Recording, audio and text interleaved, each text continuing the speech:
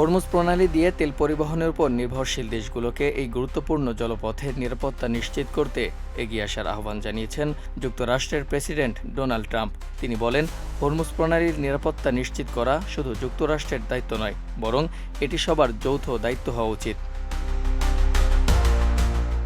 Trump জানান, নিরাপদ ও স্বাভাবিক জাহাজ চলাচল নিশ্চিত করতে যুক্তরাষ্ট্র অন্যান্য মিত্র দেশের সঙ্গে সমন্বয় করে কাজ করবে এবং প্রয়োজনীয় সহায়তাও দেবে। তিনি দাবি করেন, সামরিক ও অর্থনৈতিকভাবে যুক্তরাষ্ট্র ইতিমধ্যে ইরানকে দুর্বল করে দিয়েছে। একই সঙ্গে মার্কিন প্রেসিডেন্ট বলেন, সমুদ্রপথের নিরাপত্তা নিশ্চিত করতে আন্তর্জাতিক সহযোগিতা বাড়লে অঞ্চলে স্থিতিশীলতা ও দীর্ঘমেয়াদী শান্তি প্রতিষ্ঠায় সহায়তা করবে।